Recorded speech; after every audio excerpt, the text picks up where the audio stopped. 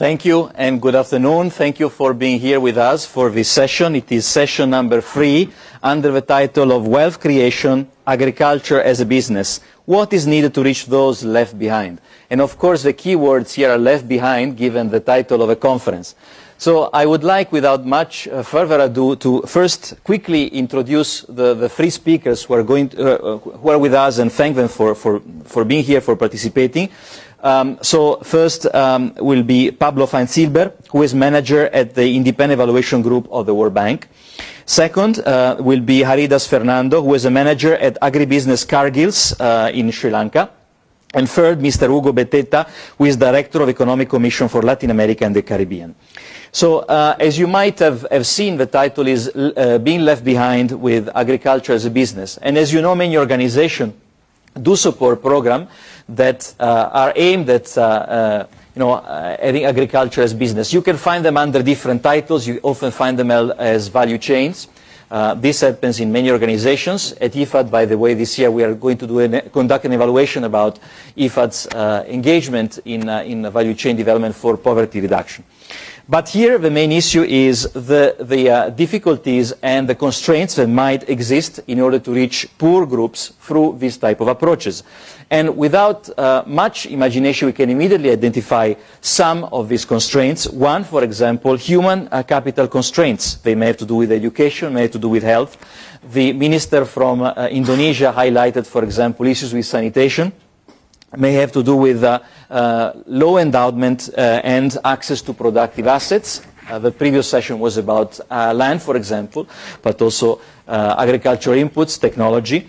And also, of course, less access to networks, so social capital, and on the other hand, also less attention in policy making. So this session is about not only identifying factors, but also finding solutions. What does experience tell us about possible solutions? So I would like first to ask Mr. Pablo Fajnzylber from the Economic Management and Country Programs Unit of the Independent Evaluation Group of the World Bank to give a short presentation, a 10-minute presentation, as the other participants, about 10 minutes. And I know that your group has been working in the past 2 years on evaluation on rural non-farm economy interventions to alleviate poverty. So please, Pablo, the floor is yours. Thank you. Thank you very much, Fabrizio, and hello, everyone. It's a pleasure to be here. I will present work that was done by the Independent Evaluation Group of the World Bank. As the Independent Office of Evaluation of IFAD, we are supposed to evaluate World Bank programs in a way that is, as the word says, independent, functionally independent, structurally independent, and hopefully also professionally independent. So this is work that was done on the rural non-farm economy. That is everything that happens in the rural space, but is not part of the farm economy. And the focus is on the poverty impacts. So to what extent World Bank programs between 2004 and 2014, thank you, are contributing to this objective of reducing poverty. So the presentation is outside, and there is also a copy of the summary of the report. So I will skip some of the slides to stay within the 10 minutes. So let me go straight to say that the World Bank in 2008 had a World Development Report on issues related to agriculture, where it clearly distinguished the fact that contexts are very different in economies that are dominated by agriculture, where labor is mostly in agriculture and growth is mostly from agricultural growth, from transition economies, I mean the former we call agrarian economies, and then for more urbanized countries. And the driver of the rural non-farm economy is obviously different. So as Professor Rabayon said earlier today, context matters, and we see that there are different interventions for some of the different contexts.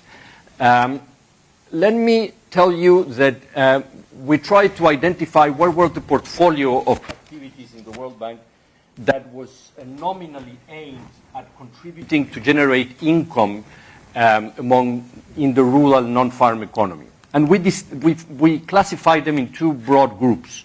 What we call poverty-oriented that are mostly approaches used in agrarian economies, but also to some extent in transition economies. And there are projects that are basically of three types. Projects focused on what they call rural livelihoods, and this is mostly in South Asia. Projects focused on community-driven development, and projects that are really social protection, safety net projects, but that have productive components. So I will talk briefly about these three types of projects within this group of poverty-oriented projects. And then there is a second group that is focused on production and productivity in selected value chains in agriculture. And this group will also include all the investments in private companies done by the International Finance Corporation of the World Bank, the private sector branch of it, as well as projects with the public sector, and also blended finance, in which, by the way, the Rome-based institutions like IFAD also participate, and as I will mention later. So basically, this gives you a picture of the volumes that are involved in the case of the World Bank. We're talking about a trend, a growth trend. You can see up to 2008, it was about $2 billion per year, about half on each of the two types of projects. It's not working, huh? Oh, sorry about that. So the second group is the growth-oriented, has grown faster. And when you look at, let's say, 2013, then we're talking about 5 billion from a beginning of 2, of which 3 on the growth-oriented and 2 on the poverty-oriented. So I mentioned that there were 3 types of poverty-focused approaches. Very quickly, the rural livelihoods projects, mostly in India and other parts of South Asia, they emphasize to a large extent the fact that in addition to providing services, including credit and in some cases training, it is important to strengthen the institutions of the communities. I need to be very fast, so briefly, these projects have achieved success clearly in consumption smoothing, so they have helped households cope with shocks in a relatively successful way, but there is not a lot of evidence that they have achieved sustainable increases in the income generation capacity of the beneficiary households. There are good practice examples where very good results have been achieved. The dairy sector in India is one in point. And second type, community-driven development projects. Again, a lot of importance to the idea that communities' social capital, their ability to organize and voice their needs, is an important objective. It's important for them to be lifted out of poverty, and it's part of the design of these projects. Again, very briefly, there's evidence of the fact that many of the sub-projects that are financed with these programs, there are usually sub-projects to build small infrastructure or to provide communities with equipment to process agricultural products, or even tractors to increase agricultural productivity. There is evidence that has led to improvements in agricultural incomes. It is not clear, though, there is not really evidence that there's been achievements in terms of the non-farm economy benefits of this approach. Third type of approach, this is growing a lot and is very promising. Safety net projects that include productive components. Basically, these are mainly done to protect from shocks.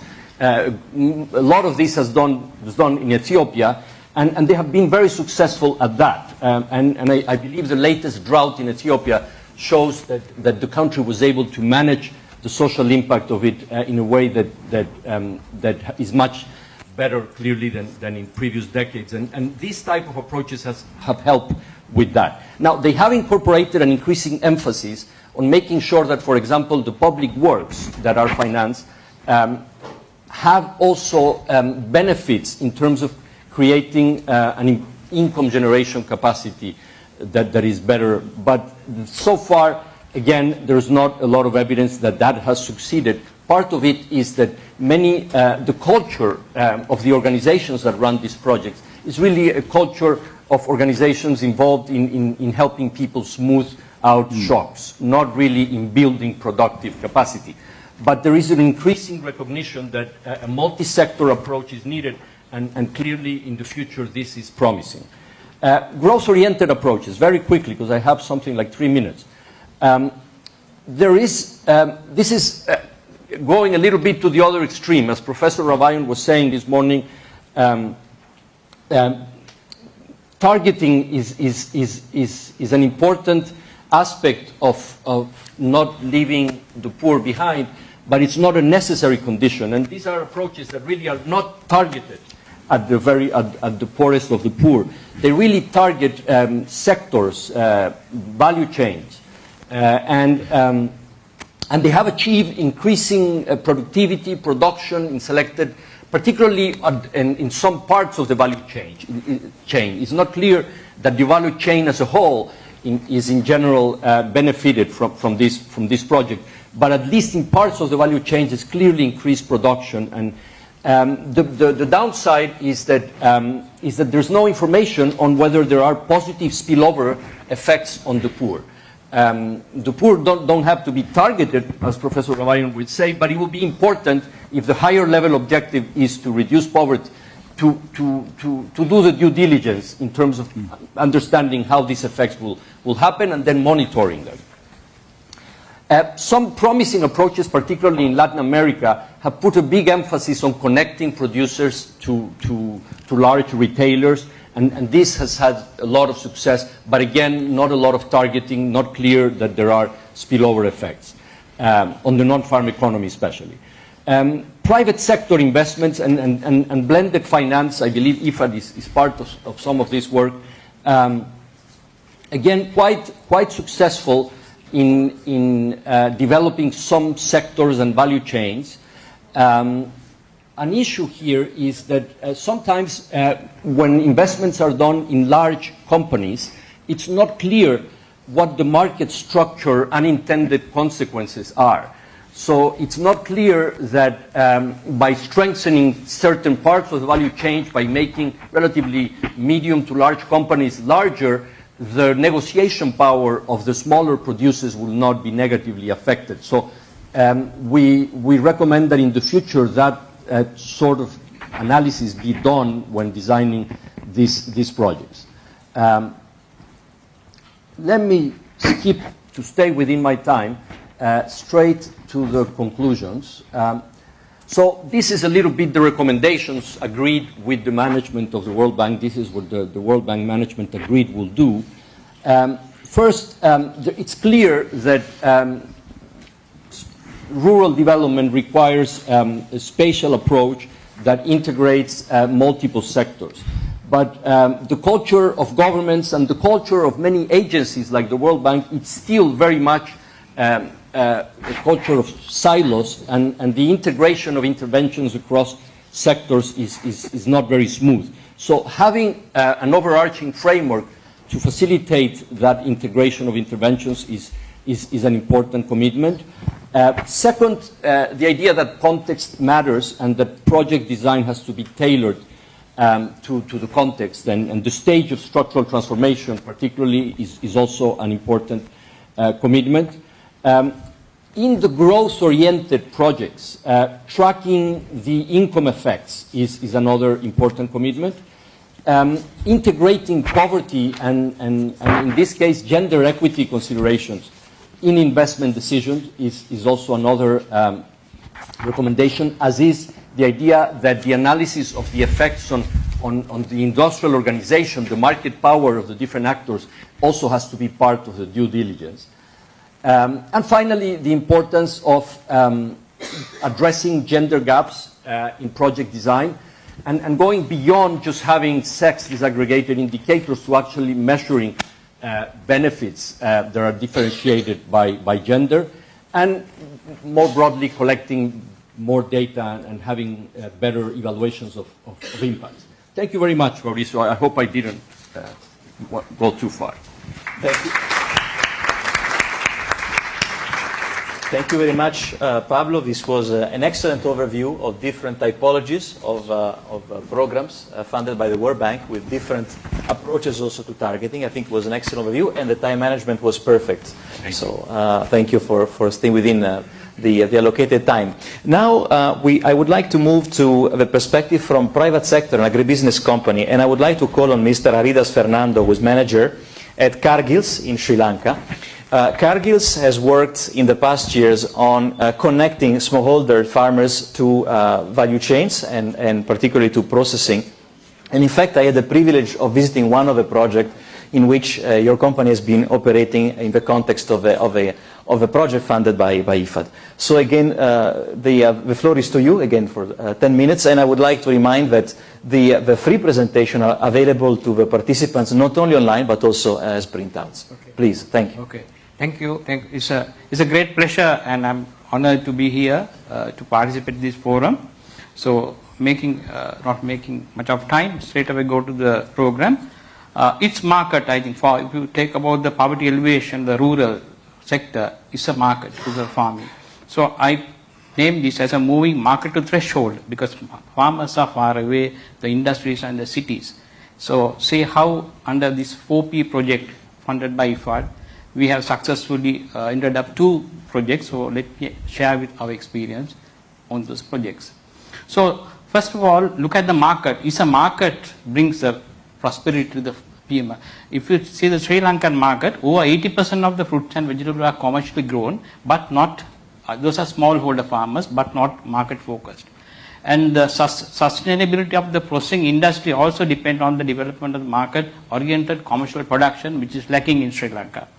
However, these are the, if you say the weakness its markets are, the price fluctuates, raw material prices are fluctuate frequently, and high cost of production and heavy post-harvest losses is about 40%, as much as 40%, and supply is inconsistent as well as supply buyer's perspective, and inferior quality and higher labor cost and the very weak supply chain. Those are the factors affecting the industry. So let's see the farmer side, the value chain or the supply chain.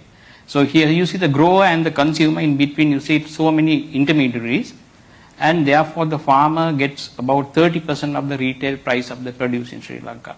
So average landholding size below 1 hectare, and majority of the farmers are below poverty line, and poor market signals. So farmers are far away from the market, so market signals doesn't reach properly. And obstacles, so banks are reluctant to fund these small farmers because of their level of income and uncertainties. And ISA in Sri Lanka is a totally middleman dominated market, this fruit and vegetable industry. And hardly incentive. The farmer grows well and do product good quality, there's no incentive because intermediaries manage the supply chain. And heavy quality deterioration that affect the whole industry. So because of this setup, so always talk about linking the farmer to the industry. So it's when you say farmers want the market, industry need the supply. But if you go in depth, it's a big challenge in linking this farmer to industry. But when you go to the farmer will ask for, farmer will have to have input finance.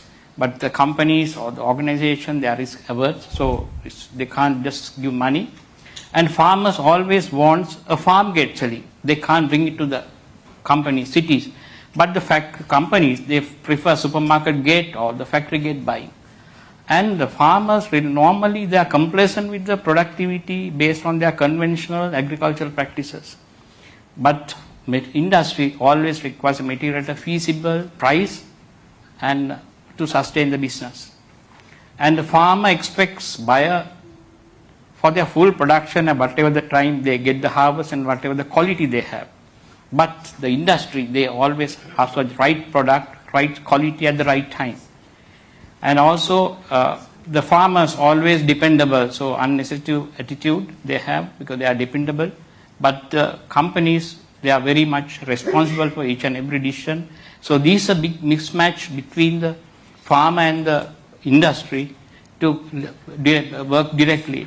But under 4P program, we work with NADEP in Sri Lanka. Not only us, there are 22 companies worked these projects, and we are the largest company, and we did the largest 2 projects in Sri Lanka. And here we identify the farmer group, and we make them market oriented, and we guide the farmers what to do, what to grow, when to grow, and how to grow, and we give a market buyback guarantee with some technical assistance. And the NADEP bridge the farmer buyer gap through timely funding, because to link the farmer, there are a lot of farmer need farm gate buying. So to make that happen, so IFAD funded to organize farmers, having the collection centers, and also give them critical inputs to the farmer to meet the quality requirement of the buyer. So this worked very well, and the Cargills company, we are the implementer of the projects. So we keep on training the farmer right through, and technical guys, we purchase fresh produce at village level. So we go to the village and we buy. So therefore we fulfill that gap, and we are very successful. We work with 3,000 farmers under this project. Altogether we are working about 20,000 farmers in Sri Lanka. So this project produced very good results. And this is a strategy we work with. We initially identified, we did a market survey in the area before we went into the area. Actually, we did this northern area, some may have not. We had a very brutal war for 30 years in Sri Lanka. So we started this project immediately after the war was over. The farmers they were in refugee camps. So we started, and we developed a buy-forward agreement with the farmers, and gave the buyback guarantee. And also IFAD funded, because they didn't have water to irrigate. So IFAD funded agriculture, irrigation facilities, and other basic inputs. And then we, with the government, help of government, we kept on training them right from the beginning, from plant to seeds to harvest. And end of the day, we bought their produce at a guaranteed price, and it made their lives change. And this worked very well. And it's not only the farmer, it's the company also benefited, because it's a win-win-win situation. And also the IFAD, all of the service organization also achieved the aspirations, because all these time the company Sri Lanka, we had so many organizations funding people. Actually, they funded the farmers, directly farmers, to enhance their production or productivity. But it doesn't start from the market. It's not a value chain. Here, this process started from the value market. So market, we got the farmer to, we manage the farmer, and we got them to grow whatever the product to our requirement at our quality and the time that we want. So that worked very well. Actually, these are some of the images that passion fruit, we introduced a new crop to this area, because they didn't have water. This passion fruit, some can be grown without less water.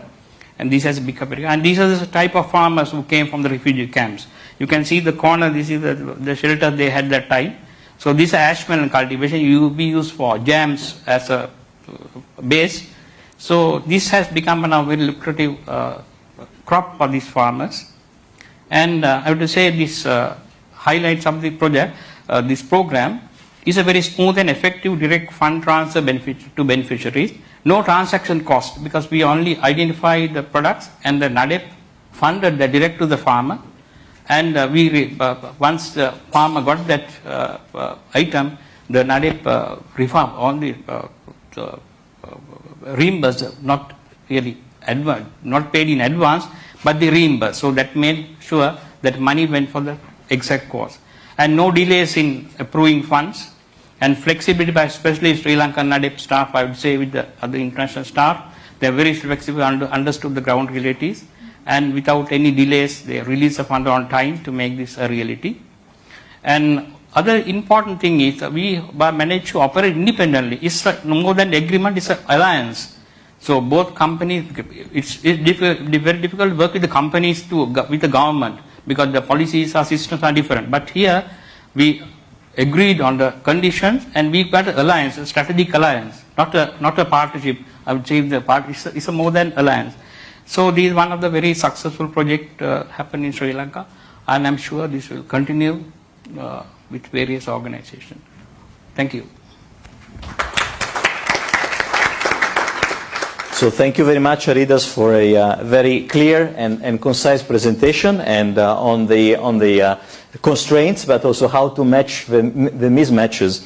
Now I would like to give the floor to Mr. Hugo Beteta, Director for Economic Commission for Latin America and the Caribbean. Those who are familiar with ECLAC know the number of important reports that have been produced on inequality, but also inequality related to participation to markets and agricultural value chains. So please, the floor is yours. Thank you, Fabricio, and I'm very honored to share this panel too. One of our colleagues in the panel has an important family name on the structuralist views on industrialization, so I'm putting him here on the spotlight, but it's a great pleasure to be here. Let me start also with an advertisement. This is what we are going to present here today is part of a joint learning journey with the Latin American Economic and Division at IFAD. I see Joaquin Lozano and Pablo here. And so we have, I think, some conclusions now, but very many more questions. And certainly this particular seminar on inequality, I think, has made us think a lot about how to move forward. And essentially, I'm going to be very briefly touching upon, for us, development is structural change. And it's basically the interaction between economic structures and social structures that are the most profound causes of inequality. So it's not necessarily, ideologies or politics, but something deep within and embedded in the structural structures that perpetuate inequality. Then what have we learned about the possibilities of a rural industrial policy or a rural productive transformation policy and the role that value chains might play in such a policy. Then we're going to move into the limitations of rural value chains in terms of reducing inequality. And I will close with some final comments on the future of our work. I brought with me, for those interested, a whole set of about 30-some documents. We have been honored to work in a dozen countries now in Latin America, promoting value chain and rural industrial policies. So for those of you who want to have the documents in Spanish, I'll be happy to give you the whole collection. Now, let me start. I think, the way we see the origin in inequality in Latin America, specifically from ECLAC, is the issue of this continued structural heterogeneity, where a few firms produce a large share of the GDP with few jobs. And of course, those jobs have higher productivity, but the majority of firms and those who create a lot of jobs have very low productivity. So at the core of the dynamics of inequality in Latin America is the structural heterogeneity that we have not been able to close, though we have made some progresses. So we advocate for a need for a more active, productive policy. That's no news. It's part of our structuralist view. But we have been also saying that with this, the middle-income countries focus and saying, middle-income countries graduate. In fact, a lot of the structural gaps remain, and some even worsen as we become middle-income countries. I'm going to say a little bit more about that later on. A rural industrial policy, yes, was normally, we have been thinking in terms of industrial policies as in manufacturing and mostly in cities and towns, and we haven't paid enough attention to industrial policy related to services and to the dynamics of rural areas, and we think that there's a lot of room to think systematically of productive policies in rural areas. The traditional instruments, though, have not included the value chain analysis as a tool. We have all types of technical assistance, of course, support to commercialization, but we've seen some potential for the value chain analysis as a tool for rural and industrial policy. Why value chain? I think one of the key aspects of it is that it focuses less on theories and it's got a more pragmatic approach, and a lot of decision makers locally like that approach that focuses on more pragmatic things. It has an inherent market focus, something that ought to be commercially viable to work, which is also very good.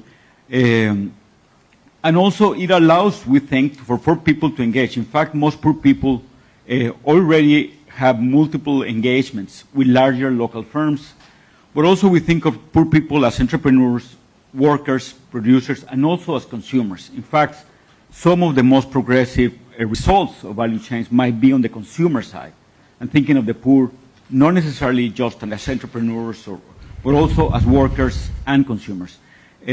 We are increasingly recognizing the importance of governance in value chains, that is, who places and puts the rules of the game, and how able are the poor to exert their power and voice. So the focus of this conference, I think, is very stimulating because it focuses on those issues head on.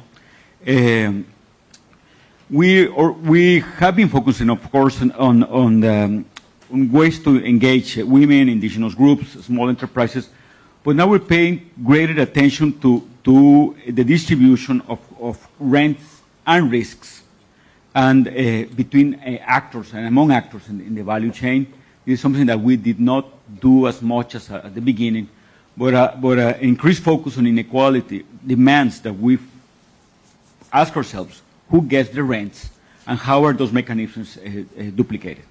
We have also been discovering that the value chain approach provides a powerful tool to coordinate public action on the ground. Normally you have a dozen programs that do not coexist in the space or in time. By developing a value chain strategy, in some way you organize the demand vis-a-vis the state. And the state places head under restraints. We cannot give tax exemptions, we cannot spend more money, but we can bring in these programs that we already have to make them work for the value chain. So those are some powerful things. We, in the past, we have the traditional upgrading sequence of including the poor that was relatively simple, from process upgrading into product upgrading and then into functional or even interchange upgrading. Now we have learned more that there are, of course, many more strategies, and there's not a real sequence. As the professor said this morning, history and institutions matter. Not only horizontal coordination, which is basically allowing economies of scale to reduce transaction costs for small producers, for example, but also vertical coordination and focusing, as I said, in understanding the revenue flows and the flows of value added across actors, but also in building trust. As you said, Mr. Fernando, is lowering the screening cost for large contractors. But there's also functional upgrading, process upgrading. We're starting to realize that a lot of these strategies also impose very heavy costs on the ultra poor. So you might have some trade-offs in there unless you do a better job. You might start excluding people with some of these strategies. But I think one of the things that is, I think, most exciting about this work is the upgrading the public support environment. There's a lot to do about that. We discussed a lot of competitiveness at a macro level. When you see it in the ground, there's a lot of room for better policies and programs, and the value chain lens allows public officers to do that, to understand that. We have developed a methodology at ECLAC. I'm not going to focus on all of the steps, but I will let me talk a little bit about the definition of the what we call the meta objectives, because this is what we have found is that you cannot have your cake and eat it too. And what do I mean? In terms of discussing the objective of the work, we always sit down with public actors responsible for the policy or the programs. But when we carry an analysis, if you might want to promote growth, but often that objective itself will lead to certain changes that are, promoting growth, but it might be at the expense of creating jobs, or even improving productivity, or even reducing poverty. For example, in one country, one country was very keen on producing employment, massive employment. And we used an input-output table analysis, and we found out that the fastest and cheapest way to promote jobs in those economies was to promote the care economy. Childcare, elderly care, things that women do, and so it will be very transformative. It will allow women to enter the labor force. It will create lots of jobs. It was relatively cheap, but it was not sexy. So they wanted to do something with aerospace in rural areas. And so I said, well, that's another thing. You might have, a lot of technological change down the line doing that, but that will not help you create lots of jobs. So having that conversation is very important, because normally if you choose one objective, the universe of change that could help you achieve that objective is relatively limited. So it's very important that we cannot have all objectives at once. And up until today, I'm sorry to report that we haven't had one instance in which inequality was the top objective to achieve. It was adding local value added, promoting growth, employment, changing technologies. So the issue of inequality is kind of slowly creeping in, but it hasn't really made it into an upfront first objective. I think the day will come, but it hasn't been at the core of public objectives yet. We have a toolkit, of course, because we focus on, of course, in creating capacities for this in states. In all of this, in this toolkit, perhaps the most interesting stuff is on the governance of the value chains related to inequality, and I'll talk a little more about that in a couple of slides down the line. But let me talk about the importance of the diagnosis and keeping, even though you might not have that as an objective, it's very, very important that you have that lens as a facilitator in a value chain, keeping the types of things that in diagnosis is pretty standard stuff for value chain. But it's very different when you take a proper perspective. For example, in terms of technological change, leasing or finance tools for the poor, market access, linking it to large buyers and market organizations. So all of these are, things that when you take that perspective, and so there's some, distinctive features to the work that we do, and it's systemic in that we are very, very keen also on collecting data. It's incredibly important to establish a baseline and try to evaluate things. We have done a relatively poor work on that. We're still beginning to understand what is happening, because in previous things we were not as good as collecting data. The whole issue participatory approach is very important to validate the diagnosis and strategies, of course, with the poorest, but also because by those conversations we'll start to deconstruct the mechanisms that perpetuate inequality through the change. And identifying those specific mechanisms is very important. We have done that for years for women, but we haven't done enough for indigenous people. What are the mechanisms that keep barriers to entry, or that are allowing not to benefit from the value chains? Also, it's very important to focus on the governance of the chain. And for the governance, I mean, sometimes a lot of the programs, public programs, are captured by non-poor, and those programs, in order to reach poor people participating in the value chain, of course, have to be improved. But something that was mentioned this morning, that in participation, that I think is something that we had not anticipated, is the importance of building a social consensus for progressive action at the local level. We all take it for granted that everybody wants to reduce inequality and fight poverty and include women and indigenous. And it turns out that progressive action at the local level is not necessarily consensual. So when you have an exercise that is participatory, it helps build that consensus.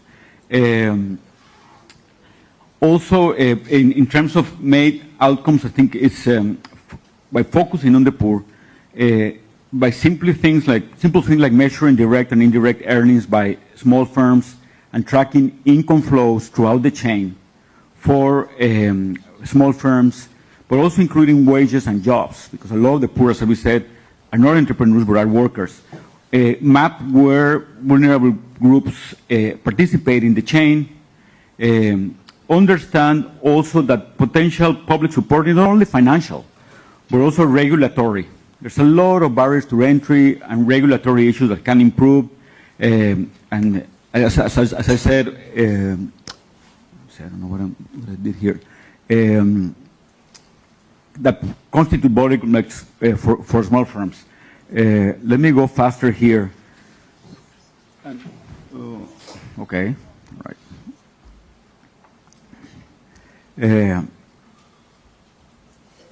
Improving the public and private and dialogue, that's key. We normally have 2 dialogue exercises as part of our method, and there's this issues that we discussed that are very important. So, how are we going to move forward into integrating the equality perspective in the value chain? And this is some of the stuff that we've done in the past. But I think, we always have to ask the question that an uncritical deployment of the value chain might turn into a mechanism by which inequality is reproduced or even augmented. So it's important. We, for example, haven't done yet an analysis of value capture between capital, labor, and taxes. The functional distribution of the GDP can also be done at a local level. How much of the value added accrues to profits, interest, rents, or intellectual rents? How much accrues to paid labor and to unpaid reproductive labor? So the whole issue of distribution of household income inside the household, between men and women, for example, and also taxes. We need to focus more on the exchange relationships for appropriation of value. What types of contracts are established along the way? Are they facilitating the reduction of inequality? Also, something that we have not approached yet is that a lot of the value has already been created by small producers in terms of preserving varieties, biodiversity, practices to adapt to climate change, and that has no value whatsoever. That value, and it's not considered as value added. It's appropriated by some of the actors in terms sometimes of you might have a license or sometimes of patents. But in fact, there's a lot of value at local level by poor people that simply doesn't get taken into the value-added equation, and how to move forward. Environmental services too. We have more methods to do that. But then a big if is how to move from a macro perspective in which the poor can and do benefit, and we can have improvements in inequality, into the global perspective. Okay, I'm about to finish. As we discussed this morning, inequality is growing within countries. So this is a cartoon of a process, but it's a cartoon, but it reveals something about the process. Emerging enterprises will be, of course, subject to appropriation by larger lead firms. That's inevitable.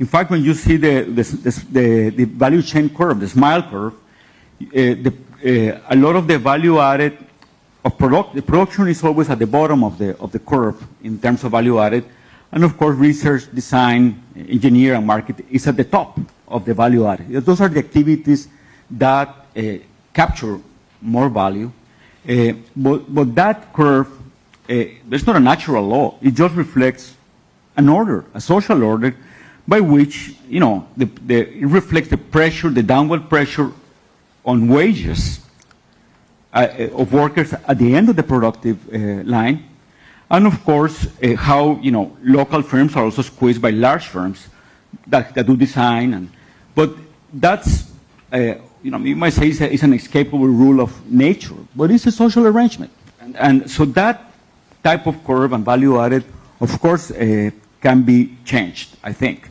and then in terms of some governance issues also place a limit on the value chain perspectives of reducing inequality. For example, the value created, there's a lot of value created where the materially productive labor takes place, but that labor is distributed away to places at the center where a lot of the material business take place. As I said, design, marketing, advertisement, branding. But then profits, rents, and royalties, those are the taxes on capital, are taxed minimally in some of those countries, or even funneled to sheltered tax jurisdictions, tax havens. So that's an issue of global governance. While in our countries, in production jurisdictions, a lot of investors push for a shift of tax basis on labor, the value-added tax on consumption, and imposing very little tax burdens on globally mobile capital. That could provide a scenario in which inequality worsens, which in fact is happening. So what I'm saying here, let me conclude with this, is that we ought to keep a critical eye.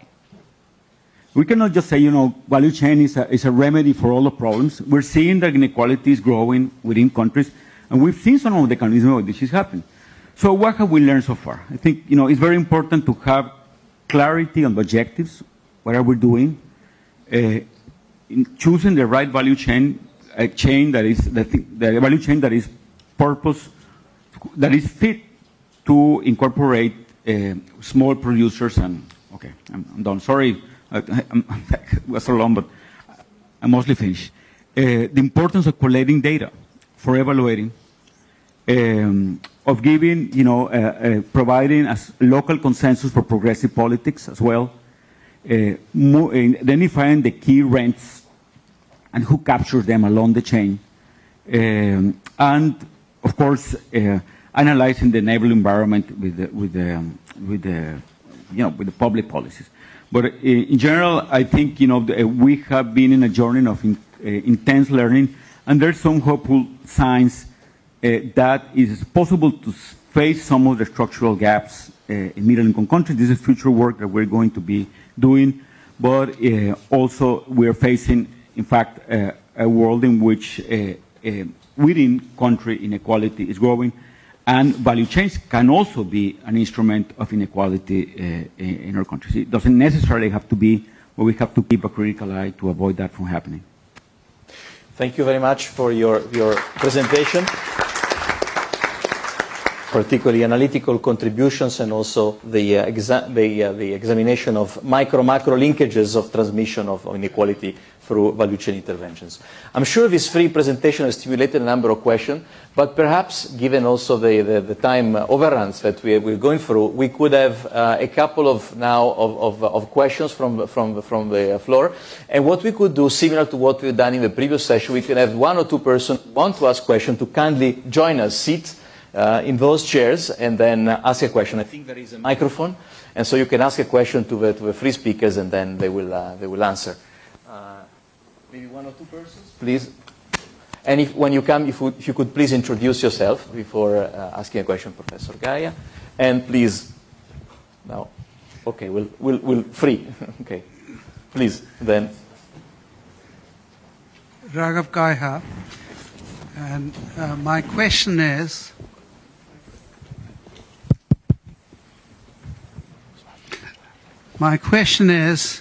about incentives for green value chains and the prospects of those happening. Thank you. So can you Just remain here. Oh, sorry. if you can repeat it because the microphone was off.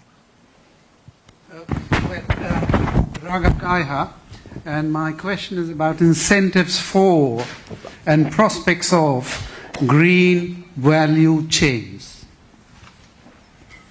Thank you. I think we can, please say, we can collect the three questions, then we'll ask the three speakers to answer. Please. Yes, my name's Kathy Farnworth.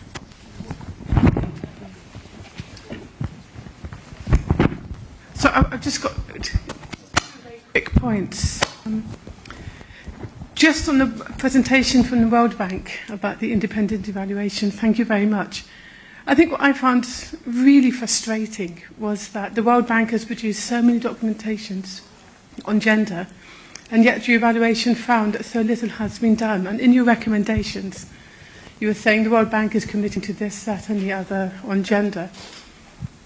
But I started working on gender 20 years ago, and we're still saying the same things. And I find it so disappointing that so little has happened in the last 20 years. And then to think there's something much bigger than just making recommendations and then not being followed. Because I can imagine us having the same meeting, the same presentation in 2040, to be honest, at the current rate of progress. It's not as though people do not know what the gender data says and what it means. There's a much, much bigger institutional block. And just awfully quickly on Cargill, sorry, it's really nice to hear about public-private initiatives. But what I didn't get from you was any kind of commitment to sort of learning from what you have done, this project, which was co-funded by IFAD, I think, and saying it's going to become part of your business.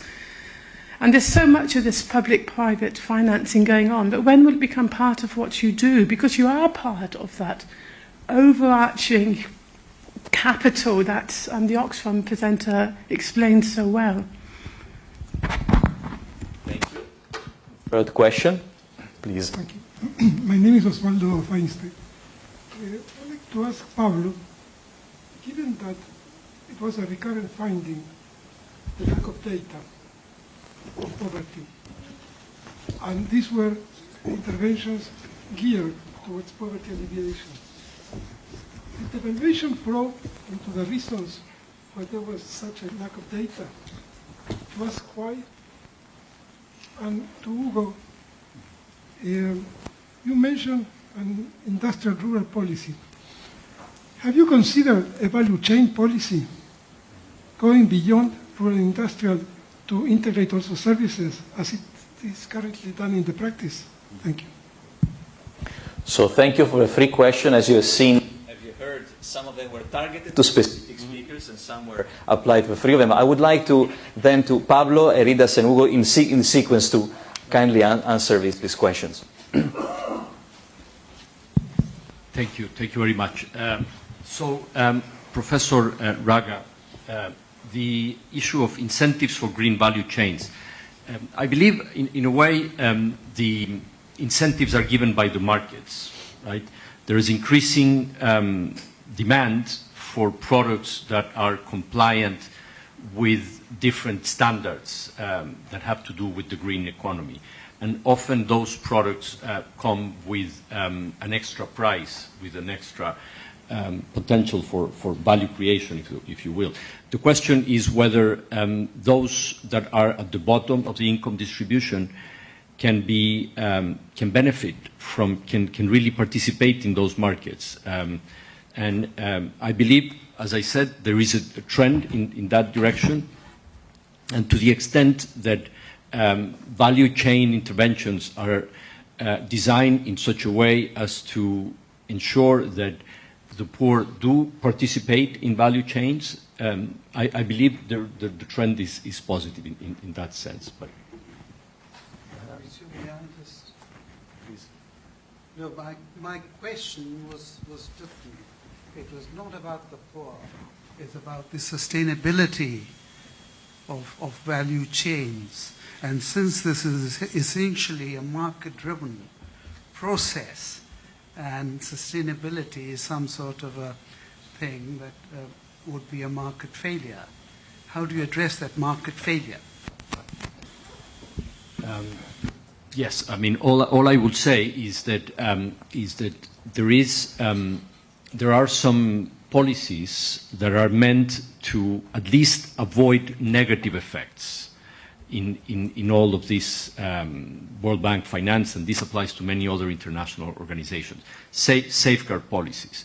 So to the extent that those safeguard policies work, they tend to mitigate at least the risks of negative environmental impact. We have not evaluated how those safeguard policies work. There is an evaluation in our work program in the future. And there has been a change in those policies. So it will be timely to see if they are working better now that they have been improved, supposedly. That's what I would be able to say. Thank you. Thank you, Should I Pablo. pass it on? Please. And then we'll go back. Yes. Thank you. Let me first answer about the green value chain. Actually, that's a value chain, because we are not the ultimate customer. Customer is the consumer. Consumer demands green value chain, chemical-free, good, healthy food.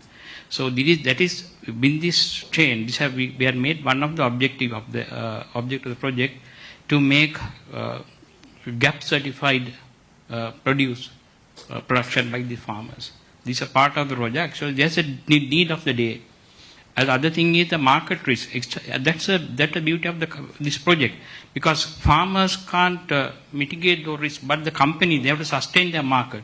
So they make sure that they do their promotion, they do our business strategies to sustain and retain their market, so that the farmers' market also safeguarded at the same time. Well, that's a tough question. I think it's a tricky question too, because first let me say that, remember that a lot of what we do is trying to make markets work for the poor. Most markets don't work for the poor, in fact. We should inquire about, creating market failures. A friend of mine who lives here in Rome, she was telling me, I had to get rid of my Mercedes-Benz in 2 years because Italy is not allowing, diesel cars to run in Rome. And I want to, take my car to Rome, so I have to get rid of my diesel car. That's a market failure. This is something that the market will not solve, diesel cars not going into the center of Rome. And the government is creating a market failure. She's getting rid of her diesel car. Now, is that good? Is that bad? Well, at least we should be open to evaluating the possibility that industrial policy creates market failures, and as well as solving, market failures for the poor. Two issues that will expand, I think, our debate. Now, of course, industrial policy is used in the British sense, that in fact is productive policy. It's a more modern productive policy.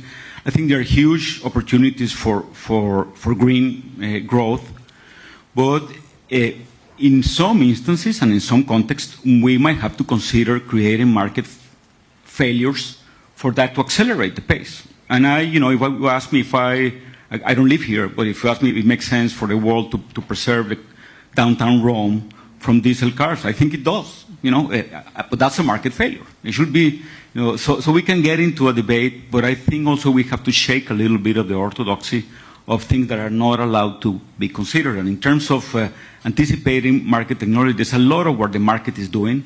There's a growing consciousness about consumers. Yes, firms as well, are seen as a source of growth.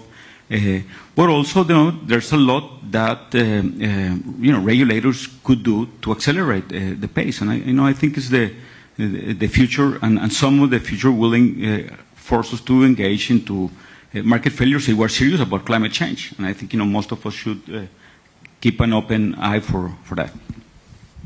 Thank you. Is there any more? Yes. Thank you very much. So is the World Bank changing in gender, or is it continuing to promise the same it was promising 20 years ago and not doing much about it?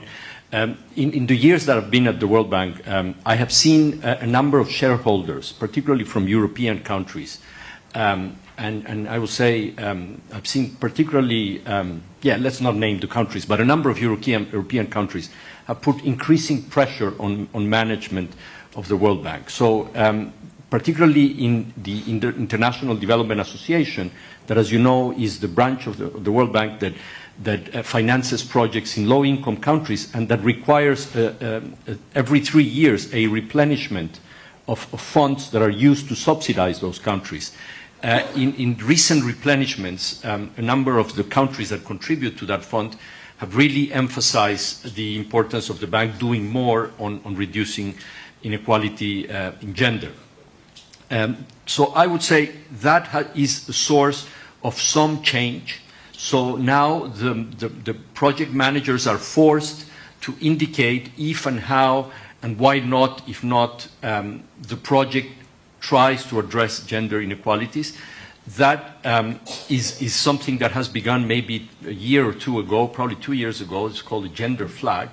There's been a department, if you will, created within the bank to deal with the gender objectives of the institution.